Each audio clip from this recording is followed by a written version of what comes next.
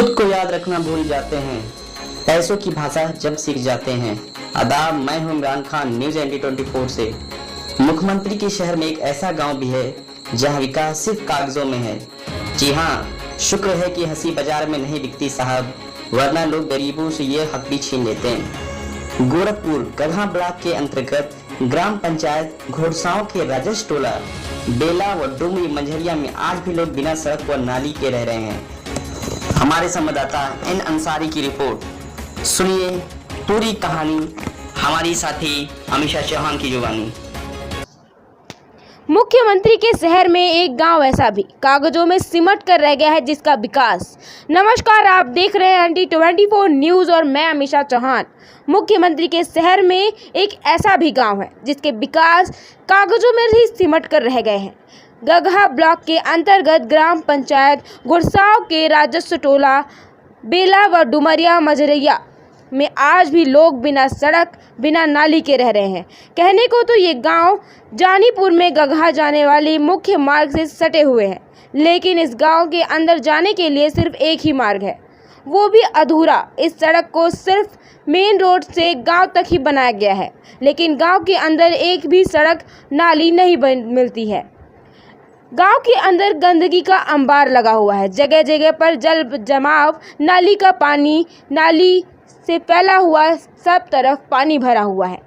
इस कोरोना काल में बेला गांव में जहां गंदगी देखने से पता चलता है कि यहां स्वच्छता अभियान का कितना असर है।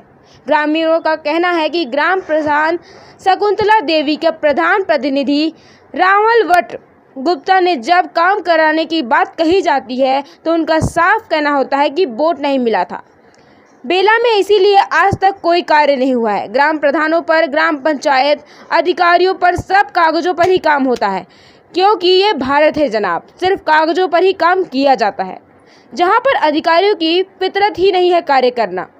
ग्रामीणों में दिनेश यादव, दिवाकर यादव, रामरूप प्रजापति, शत्रुघ्न चौहान ने बताया कि बेला गांव में जमीनी स्तर पर कोई कार्य नहीं किया जाता है।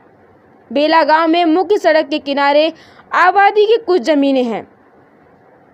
इस जमीन पर कई वर्षों से 1-2 माह के बच्चों को सबको दफना दिया जाता है। ग्रामीणों का कहना है कि प्रधान यहां पर सामुदायिक शौचालय का निर्माण करना चाहते हैं, जिसका ग्रामीणों द्वारा कई बार विरोध एवं नाराजगी प्रकट की गई है, पर इसका कोई असर प्रधान पर पड़ना ही नहीं हो रहा है। नमस्कार, आप देखते रहिए ND24 न्यूज़ और मैं अमीषा चौहान। बताएं। ये जमीन जो है गणत आज से नहीं, बहुत पहले से गणत जो 2 या 3 दिन का जो बच्चा मरता है उसको हम ले आकर दफन करते हैं उसको। तो यहाँ पर शौचालय का जो प्रधान जबरदस्ती कर रहा है ये नहीं होना चाहिए। बस यही। ये जमीन क्या है? बंजर जमीन है? बंजर जमीन ऐसा है, चकबंदी जब हुआ है तो GS जमीन छुट्टी थी, प्रति बताओ GS जमीन छुट्टी हुई है, प्रति वचन उसमें लिखा हुआ है। तो ये तभी से, और कोई हमारे गांव में कोई दूसरी जमीन है नहीं।